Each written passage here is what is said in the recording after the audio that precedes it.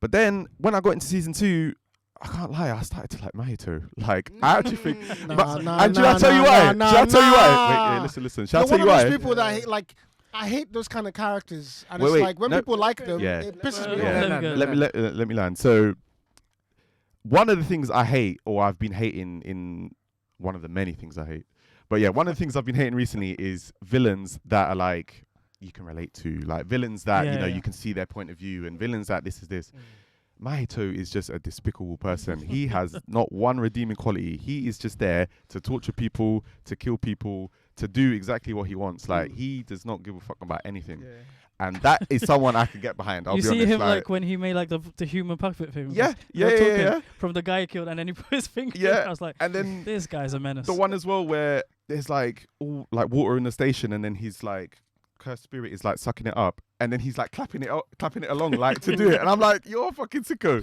The part where he kills is it Nanami, and then I think he kills Nobara next, and then Yuji's shouting at him, and he's like, you don't have to shout, Yuji, I can hear you. Yeah. I'm like, are you tapped? Like, you're actually fucked up. Like, he enjoys killing, he enjoys torture way too much. I like that fact of it. Sorry, Anthony. I like that fact of it. I just don't like when people like start rooting for. Yeah. Oh no, I wasn't rooting for him. That pisses me off. And this is the point. So I wasn't rooting for him, but the way he died, that pissed me off because I'm thinking you can't be everything that I just said about him and then be begging and crying at the point of your death. No, of course. That makes sense. That makes sense for for me. But then I thought about it and I thought, you know what?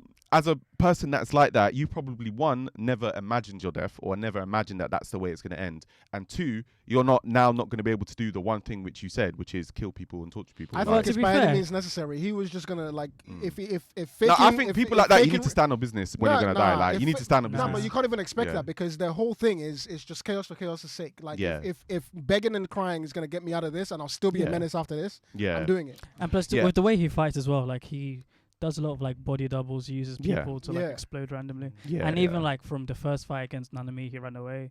He ran away against what's it called? Nobara when she and Yuji in it when they run into each other. Yeah, exactly. So like he's always been shown as like cowardly. Like he's always used like people or like human puppets to like escape and stuff like that. So it's not like surprising that he'd be begging for his life. Yeah. But even before that, when he tried to sneak Kenjaku. So he was still fighting till the end, even though he wasn't going to accept his death. But what was I going to say before? The thing with Mahito is just that he's just hilarious. Like he's a genuinely funny character. The fact that him and what's it called? Sukuna were laughing at Yuji. Yeah. And then that's when like Yuji had his first like rage moments, like I'm gonna kill you. But that's another big thing that I liked about him is when he obviously, I guess, learns or gains the ability to do the domain expansion. But then which looks sick, by the way. But yeah, exactly. But then being able to then do it when you see there's a point where he's going to use it on Yuji, but then he thinks to himself, Sukuna's there.